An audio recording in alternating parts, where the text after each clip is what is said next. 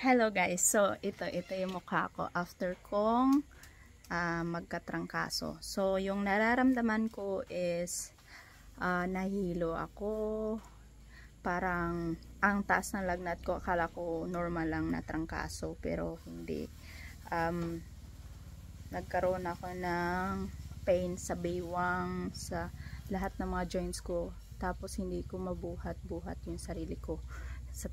Yung tuhod ko nangingelo at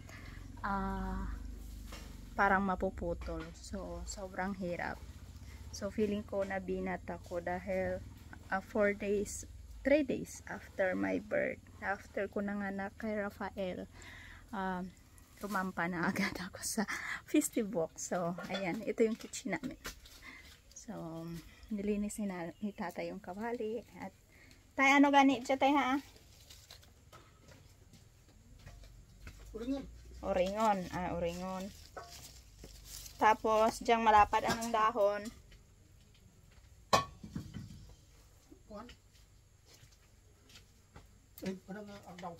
Agdaw. Oringon kag agdaw. Para sa ano dyan tarang mga oringon tay? Di matibay mga kahoy eh. Amuda ng simbolo. So mga matitibay like nito, jaha pagit nga bilang-bilang, hilamon bilang-bilang. Ginagamot din to sa kapag sumasakit yung ngipin mo kapag may toothache ka.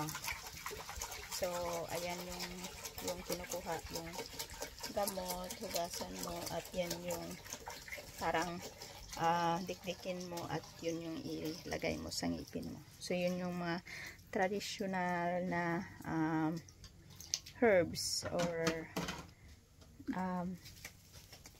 gamot para sa mga panay bukid nun.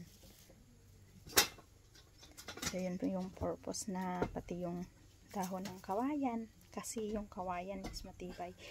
Tapos itong haras. So hintayin natin na and papakuloon siya.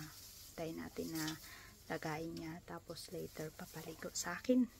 So habang naghihintay, dito muna tayo. Gumagawa ako ng aloe vera dito sa aming maliit na kusina. So ito na yung sabaw. sabaw. Ayan. So ito yung aloe vera. Naga ko nanguha ng aloe vera, tapos pinakayod ko yung katas. Ayan. Tapos pwede nyo siya ilagay natural remedy for dandruff dahil ilang araw na akong hindi nakaligo, so nangangati na yung aking scalp.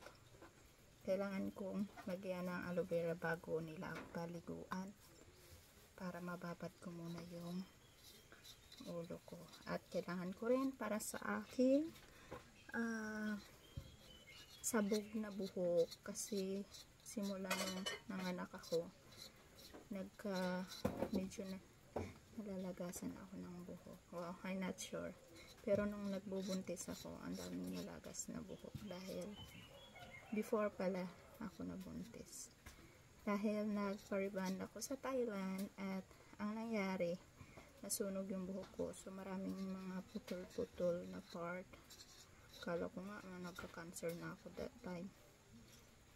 Anyway, so kailangan ko nang bumawi ngayon. So lalagyan ko siya ng aloe vera, since ito yung pinaka sikat sa mga Korean na natural remedy ito. So fresh siya from our garden. So kailangan nyo lang tanggalin itong tinik sa gilid. Tinik.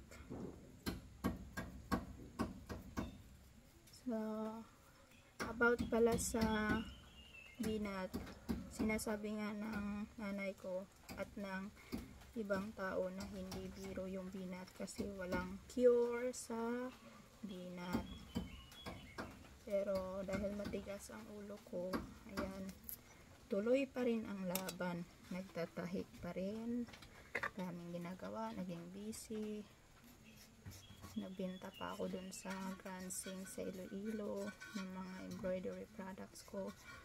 So at the end, ito yung nangyari, naipon lahat, kaya ilang days rin akong nakahiga lang.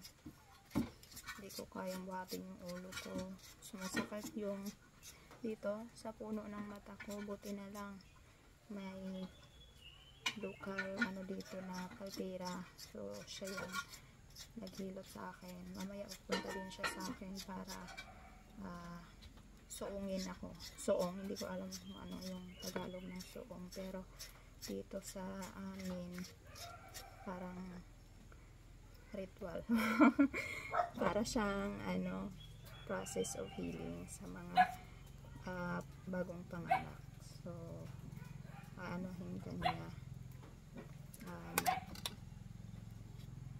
hindi i-massage, paliguan ng mga yung mga nilaga, tapos i-massage niya yung katawan mo para bumalik na sa normal.